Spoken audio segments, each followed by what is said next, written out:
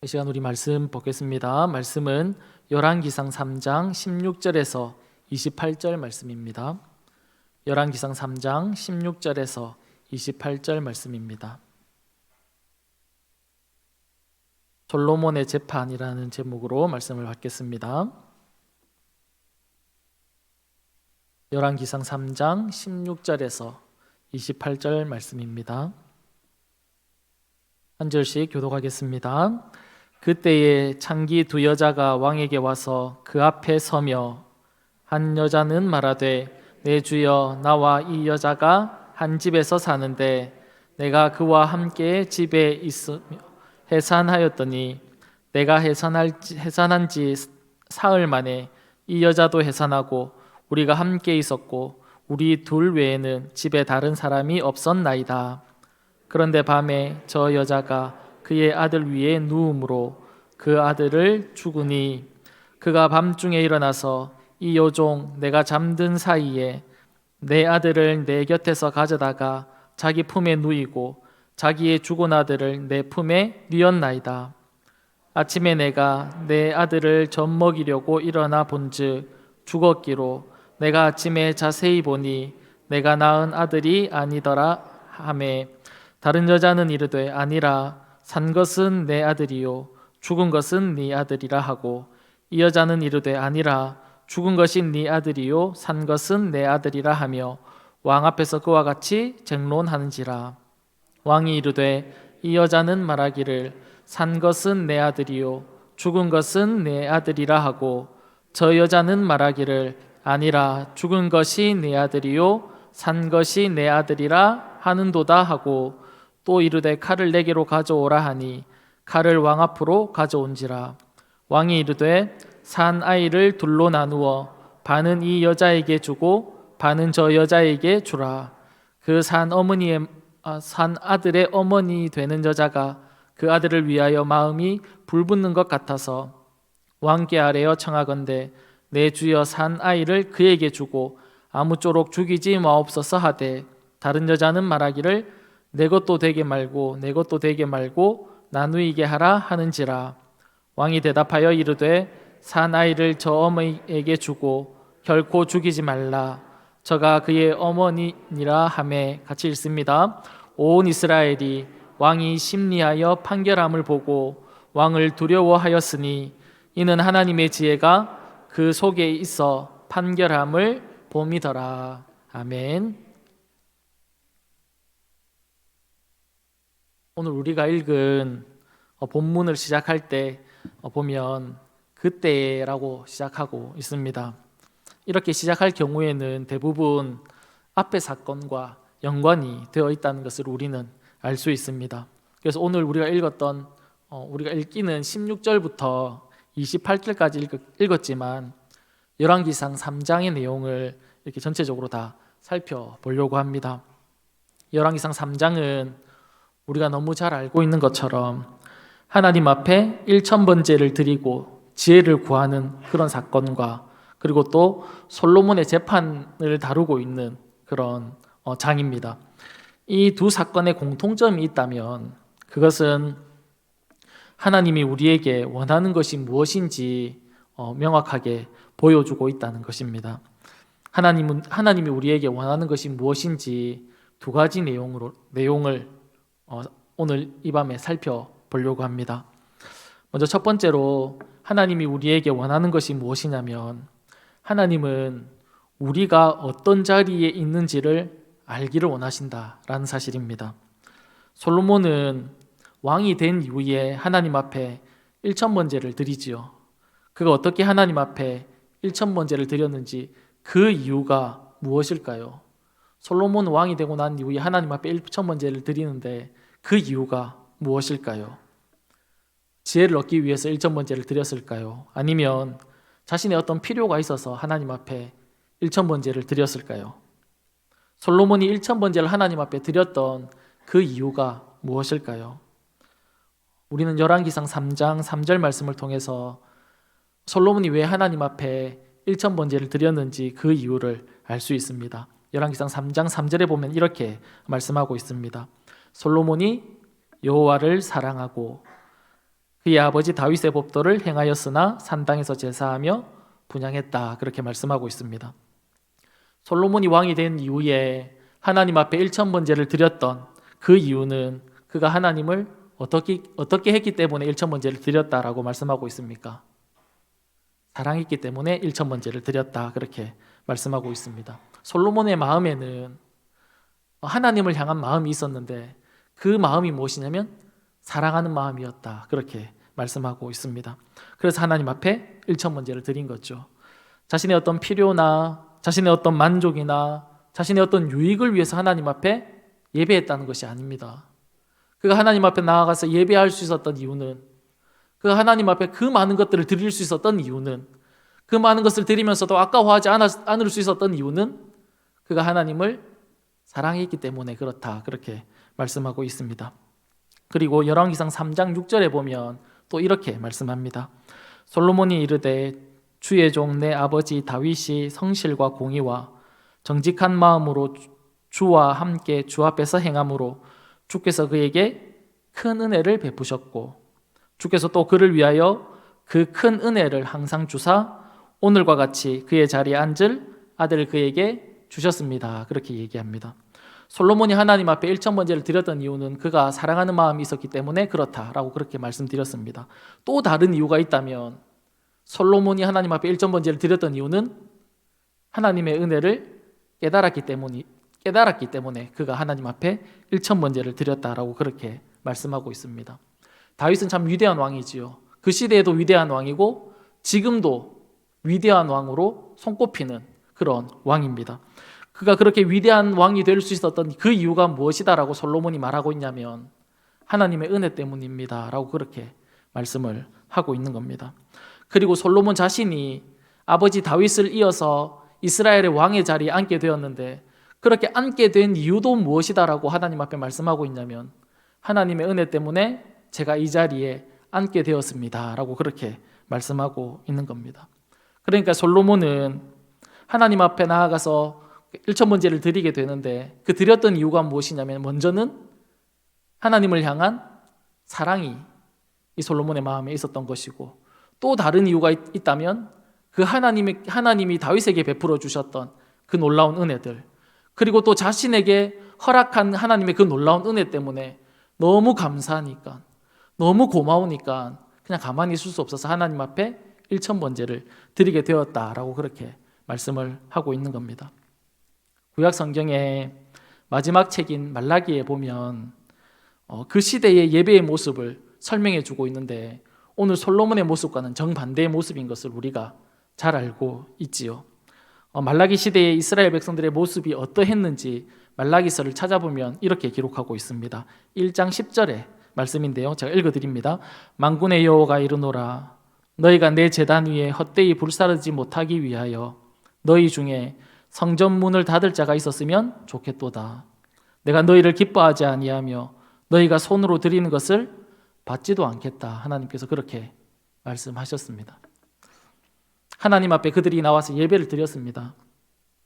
자신의 삶은 엉망이고 하나님의 말씀을 쫓아 살아가지 않는 그런 삶을 지도자로부터 시작해서 백성에까지 모든 사람들이 자기 마음대로 살아가는 그런 엉망인 그런 삶을 살아가고 있고 예배 시간에 하나님 앞에 나와서 예배는 드리지만 그들의 예배가 어떠했냐면 형식적이었다는 겁니다. 어쩔 수 없이 형식적으로 나와서 하나님 앞에 예배를 드리는 그런 시대가 말라기 시대였습니다.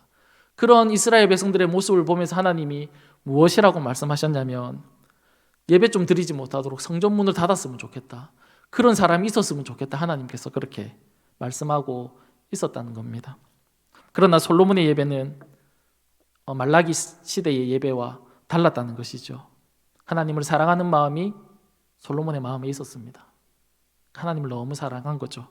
그리고 하나님의 은혜에 대한 넘치는 감사, 너무 고마운 마음 그런 것이 솔로몬의 마음에 있었다. 그렇게 말씀하고 있습니다.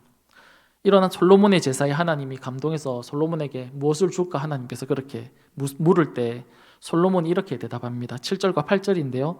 나의 하나님 여호와여 주께서 종의 아버지 다윗을 대신하여 왕이 되게 하셨사오나 종은 작은 아이라 출입할 줄을 알지 못하고 주께서 택하신 백성 가운데 있나이다.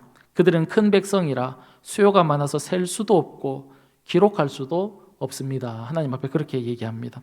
솔로몬이 하나님 앞에 대답을 하는데 무엇을 구하는지에 대해서 이제 앞부분을 좀 얘기하는데, 이 앞부분을 얘기할 때 솔로몬이 자신이 어느 위치에 있는지를 이야기하게 되는데, 8절을 보면 뭐라고 얘기하냐면 주께서 택하신 백성 가운데 제가 있습니다. 그렇게 이야기하고 있습니다.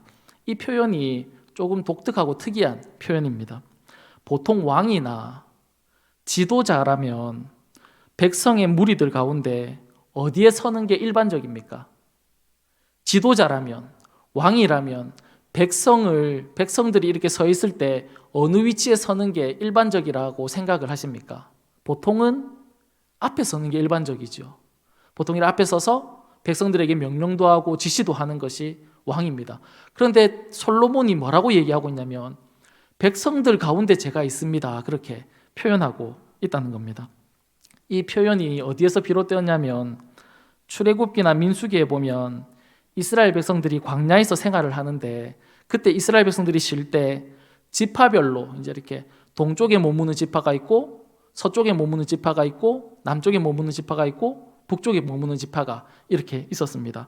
그 지파들이 동서남북으로 이렇게 행렬해서 이렇게 정해서 이렇게 자리를 잡고 있으면 그 중앙에는 무엇이 있었을까요?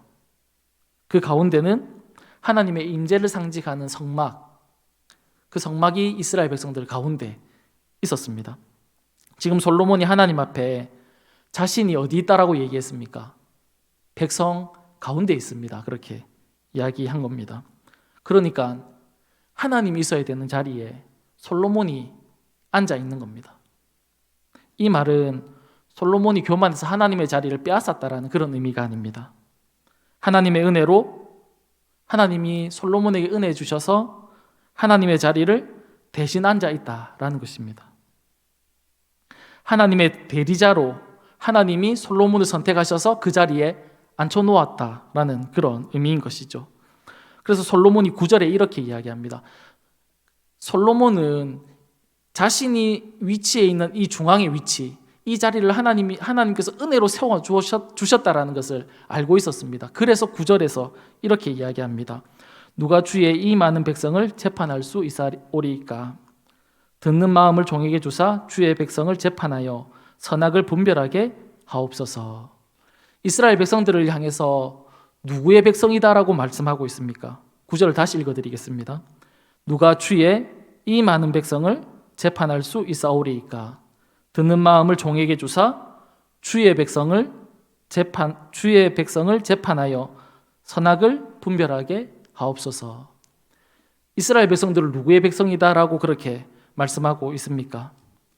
주의 백성이다, 내 백성이다, 나의 백성이다라고 이야기하지 않습니다. 하나님의 백성이다라고 솔로몬이 이야기하고 있는 것이죠. 자신이 통치해야 되는 백성이 누구의 백성인지 솔로몬은 정확하게 알고 있었던 겁니다. 주의 백성이다라는 것을 알고 있었던 거죠. 그렇다면 하나님을 대신해서 하나님의 자리에 앉아있는 솔로몬이 어떤 정치를 해야 할까요? 이스라엘 백성들을 어떻게 다스려야 할까요? 내가 원하는 대로, 내 마음대로, 내가 하고 싶은 대로 이스라엘 백성들을 다스릴 수 있을까요? 그렇게 하지 못한다라는 겁니다. 하나님이 원하시는 대로, 하나님이 기뻐하시는 대로, 하나님의 뜻대로 이 이스라엘 백성들을 내가 다스려야 된다라는 것을 솔로몬이 알고 있는 것이죠. 하나님이 기뻐하시는 삶을 살아야 한다는 것을 솔로몬이 알고 있었던 겁니다. 사랑하는 여러분, 하나님은 솔로몬을 이스라엘 백성들을 다스릴 수 있는 자리에 세워주셨습니다. 하나님이 솔로몬을 그 자리에 세우신 거죠. 그리고는 하나님이 원하시는 통치를 할 수 있도록 하나님이 솔로몬을 그 자리에 세웠다는 것을 솔로몬이 알게 하셨습니다. 우리도 솔로몬과 같은 상황에 있다는 것을 우리가 기억해야 합니다. 비록 우리가 솔로몬처럼 왕의 자리는 아닐 수 있습니다. 누가 봤을 때 참 대단한 자리구나라고 말할 수 없는 그런 말할 수 없는 그런 자리일 수 있습니다. 많은 백성을 이끄는 리더의 자리가 아닐 수 있습니다. 그러나 우리가 서 있는 이 자리가 바로 누가 우리에게 허락하신 자리라는 것을 우리가 알아야 합니까? 하나님이 우리가 서 있는 이 자리에 하나님이 우리를 세우셨다라는 그 사실을 우리가 알아야 한다라는 것이죠. 예수님이 이 땅에 오셔서 12명의 제자들을 세우셨습니다. 그리고 성경을 이 땅에 보내주셨죠. 왜 그러냐면 하나님의 일들을 이루기 위해서 그렇게 하셨습니다. 이것이 하나님의 뜻이었습니다. 하나님의 백성들을 통해서 이 땅에 하나님의 나라가 이루어질 수 있도록 하나님의 백성들을 이 땅에 두신 것입니다. 우리의 뜻을 이루기 위한 것이 아니라, 우리가 원하는 것을 이루는 것이 아니라 하나님이 원하시고 하나님이 기뻐하시는 것들을 이루기 위해서 하나님이 하나님의 백성들을 하나님이 원하는 곳에 세워 두셨다라는 것이죠. 이렇게 세워진 사람들이 누구냐면 저와 여러분이다라는 사실입니다. 이 사실 믿으십니까? 하나님은 우리가 있는 그 자리에서 우리를 통해서 하나님의 뜻을 이루기를 원하신다라는 사실입니다. 하나님의 나라를 만들어가고 하나님의 나라를 세워가기를 원하신다라는 것이지요. 각 사람마다 상황과 형편에 따라서 섬기는 모습이 다를 수 있습니다. 어떤 사람은 몸으로 일하는 사람들이 있겠죠. 또 어떤 사람들은 물질로 헌신하는 사람들이 있을 겁니다. 또 어떤 사람들은 기도로 하나님의 나라를 세워가는 그런 분들도 있을 것입니다. 몸으로 뛰는 일이든 물질로 섬기는 일이든 기도로 섬기는 일이든지 간에 그 목적은 하나입니다. 그것은 무엇이냐면 하나님의 나라를 세워가는 것입니다. 내가 원하는 것들을 이루어가는 것이 아니라 하나님의 나라를 세워가고 하나님의 뜻을 이루는 것이 우리의 존재의 목적이다라는 것이지요. 우리가 이 땅을 살아가면서 필요한 것 참 많지요. 그래서 늘 하나님 앞에 우리의 필요를 구해야 하는 그런 삶이지 않습니까? 필요한 것들이 너무 많습니다. 우리가 해야 할 일도 너무 많이 있지요. 그러나 예수를 믿는 우리가 결코 잊어버리면 안 되는 것이 있습니다. 그것이 무엇이냐면 하나님은 우리를 통해서 하나님의 뜻을 이루어 가기를 원하신다라는 것입니다. 하나님은 우리를 통해서 하나님의 나라를 세워가기를 원하시고 하나님은 우리를 통해서 하나님의 나라를 만들어가고 싶어 하신다라는 그 사실을 우리는 우리의 삶에서 결코 잊어버리면 안 된다는 것입니다.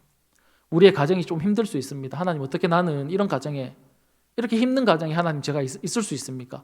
그러나 하나님이 그곳에 여러분들을 세워 놓으셨다라는 겁니다. 하나님, 내 사업터는 너무 힘듭니다. 그렇게 얘기할 수 있습니다. 그러나 하나님이 그곳에 여러분을 세워 놓으셨다라는 사실입니다. 하나님은 우리를 통해서 하나님의 나라를 세워가시고 하나님이 영광이 되는 삶을 살아가게 하시기를 원하신다라는 사실입니다. 우리가 무슨 일을 하든지 우리가 어떤 장소에 있든지 그것은 우리에게 그렇게 중요하지 않습니다.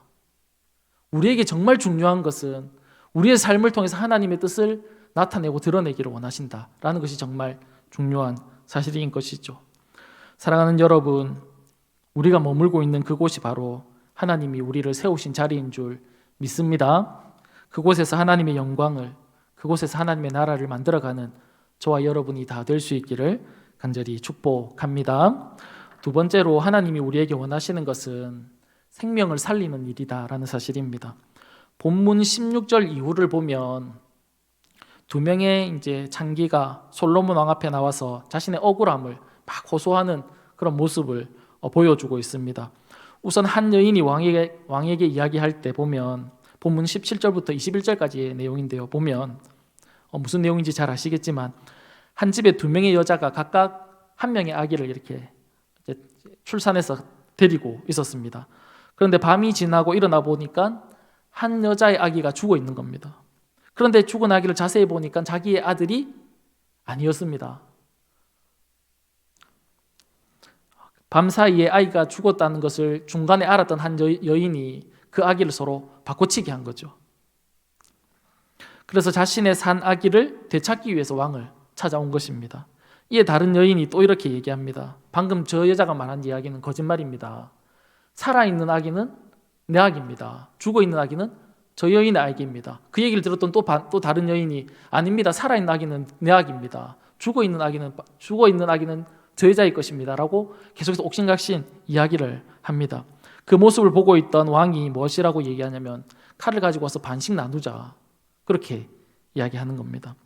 그러자 여인이 산 아기를 그 아기의 진짜 엄마가 그 산 아기를 죽이지 말고 저 여인에게 주라고 그렇게 이야기를 하는 이야기를 듣고는 왕이 저 여인이 진짜 이 아이의 엄마다라고 얘기하면서 그 아기를 찾아주는 내용으로 이렇게 말씀이 마치게 되는데, 혹시 이 이야기가 진행되면서 무슨 단어가 계속해서 반복되었는지 혹시 아시겠습니까? 한 여인이 산 아기가 자신의 아기이고 죽은 아기가 저 여자의 아기인데 바꿔치기 했다라고 왕에게 얘기했습니다.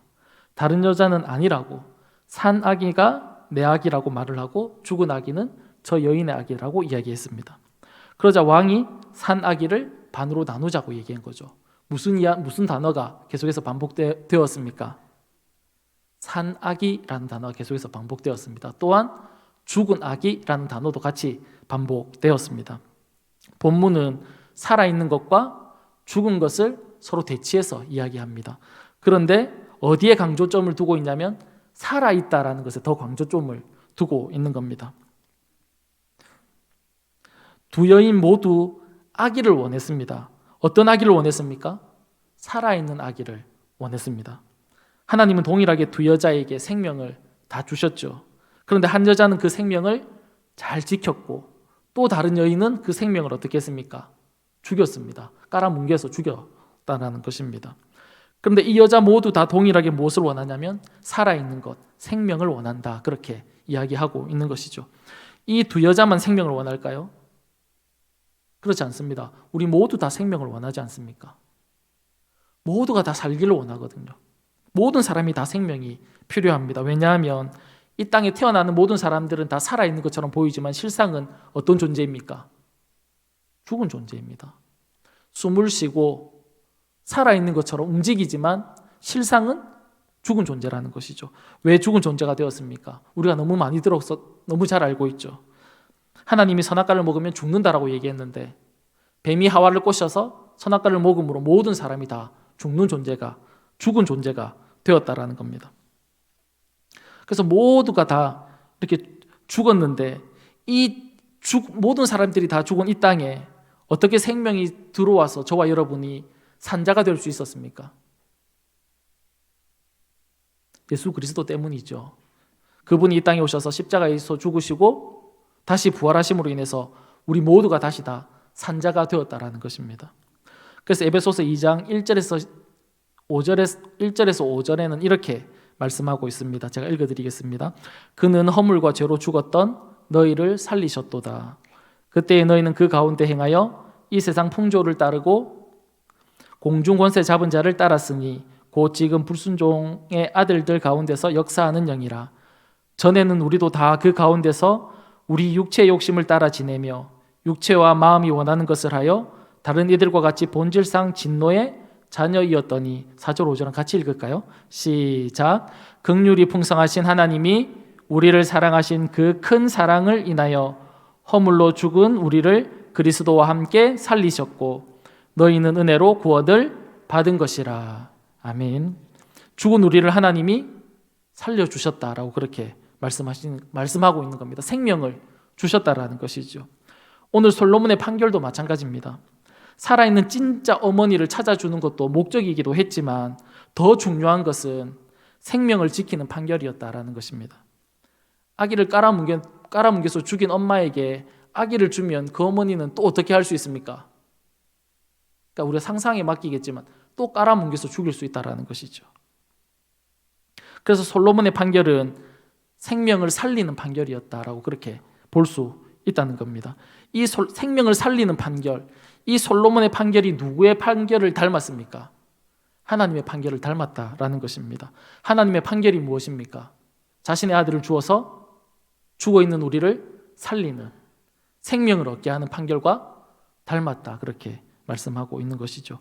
사랑하는 여러분, 우리의 삶도 하나님의 모습과 같이 생명을 살리고 소중히 여기는 삶을 살아야 한다는 것입니다. 어떻게 하면 그렇게 할 수 있을까요? 어떻게 하면 우리는 생명을 살리고 또 어떻게 하면 다른 사람들의 생명을 소중히 여기면서 살아갈 수 있을까요?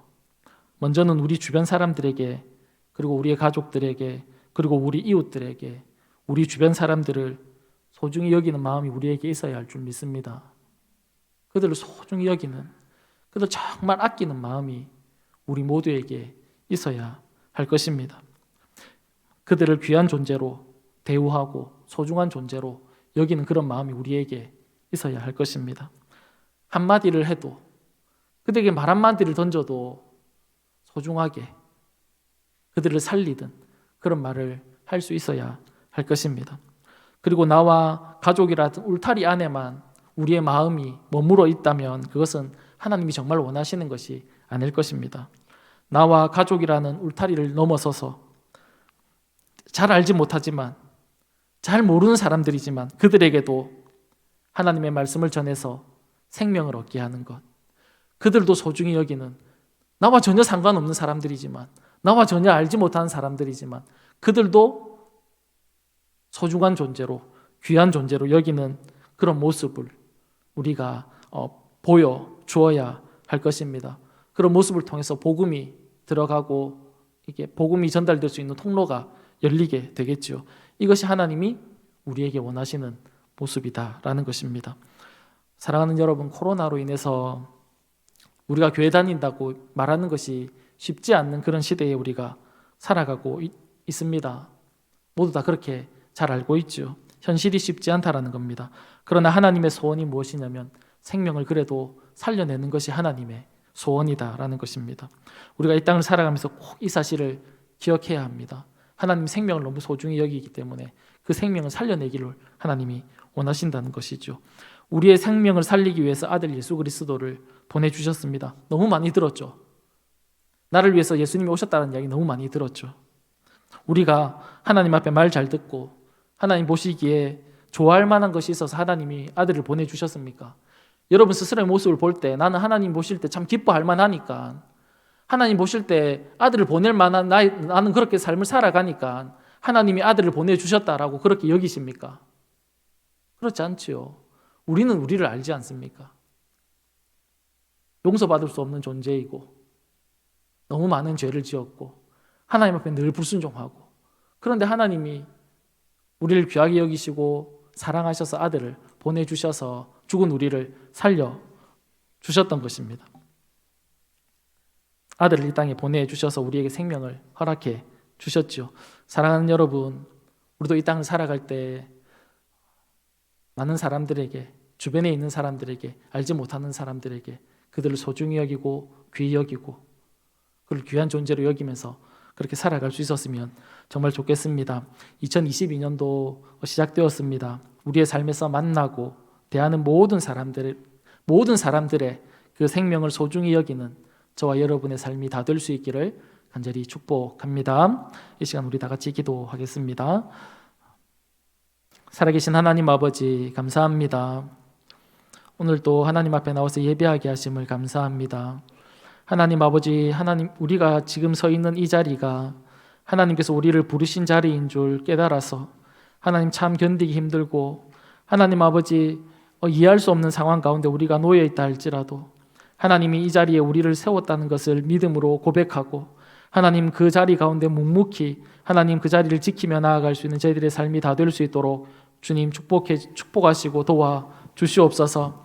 이 자리를 하나님이 기뻐하시는 자리로 하나님의 나라를 만드는 하나님 그런 삶을 살아가는 저희들의 삶이 다 될 수 있도록 주님 도우시고 은혜를 베풀어 주옵소서. 생명을 사랑하신 하나님 아버지, 우리도 마찬가지로 생명을 사랑하며 생명을 귀히 여기며 살아갈 수 있는 저희들의 삶이 될 수 있도록 주님 도와주셔서 다른 생명들을 귀하게 여기고 소중히 여기며 살아갈 수 있는 저희들의 삶이 되게 하셔서 우리의 삶을 통하여 하나님 복음이 확장되어지며 하나님 복음의 문들이 열려지는 하나님 그런 삶을 살아내는 저희들의 삶이 다 될 수 있도록 주님 축복해 주옵소서. 그렇게 하실 주님을 우리가 날마다 기대하며 나아가는 저희들의 삶이 다 될 수 있도록 은혜 베풀어 주옵소서. 고맙고 감사하며 살아계신 예수님의 이름으로 기도드립니다. 아멘.